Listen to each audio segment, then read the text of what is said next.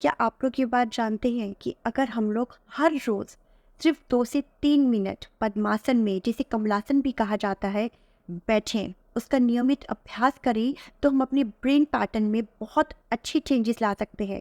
In fact हम अपने metabolic rate को भी बढ़ा सकते हैं। अब आप बोलेंगे आपके पास समय नहीं है। हम में से हर कोई हर रोज सुबह भगवान के सामने पूजा जरूर करता है, हाथ जोड़ता है और मंदिर में जाकर के 2 से 3 मिनट बैठता है, चाहे कितना भी समय कम क्यों ना हो। तो वो 2 से 3 मिनट अगर हम लोग पद्मासन में बैठे और उसका अभ्यास करते हुए भगवान की पूजा करें, तो हम लोग बहुत अच्छे बदलाव ला सकते हैं अपने शरीर में। आइए जानते हैं कैसे। जब हम लोग पद्मासन में बैठते हैं तो जो हमारे फीट होते हैं, हमारे पैर होते हैं, वो हमारी थाइस के ऊपर होते हैं, ऐसे करके क्रॉस करके, यानी कि हमारा दायां पैर हमारे बाएं जांघ के ऊपर होता है एंड वाइस वर्सा। तो जब हम लोग इस पोजीशन में बैठते हैं तो जो एक्यूपंक्चर मेरिडियंस होते हैं stomach, gall bladder, kidney, liver, spleen के, वो हमारे पैर की उंगलियों में यानी कि टोज में होते हैं।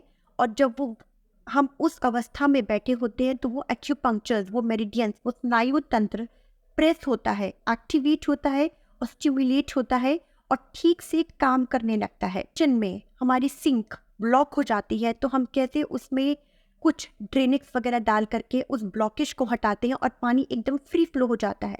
तो ये पद्मासन उसी तरह का काम करता है हमारे स्नायु तंत्र के लिए, जो हमारे पैर की उंगलियों से होते हुए हमारे पूरे शरीर में जाता है और हमारे ब्रेन तक पहुंचता है, हमारे मस्तिष्क तक।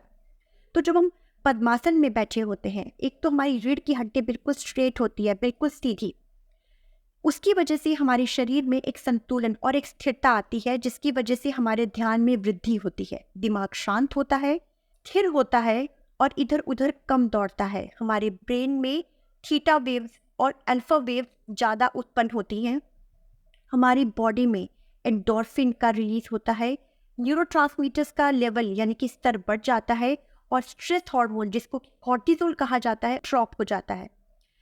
जब हम लोग इस अवस्था में आ जाते हैं तो हमारी बॉडी ऑटोमेटिकली डीप ब्रीदिंग और लॉन्ग ब्रीदिंग करने लगती है, जिसकी वजह से हमारे ब्लड में ऑक्सीजन का स्तर बढ़ जाता है और ब्लड सर्कुलेशन अच्छे से होता है और यही ऑक्सीजन और ब्लड का इंक्रीज फ्लो हमारे ब्रेन तक पहुंचता है।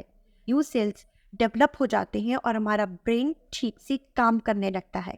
इसके नियमित अभ्यास से हम अपने मस्तिष्क में दीर्घकालिक परिवर्तन कर सकते हैं, यानी कि जो भी चेंजेस होंगे वो स्टेबल होंगे, परमानेंट होंगे।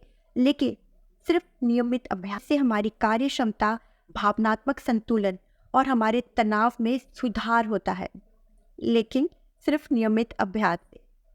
धन्यवाद। अपना ध्यान रखिए।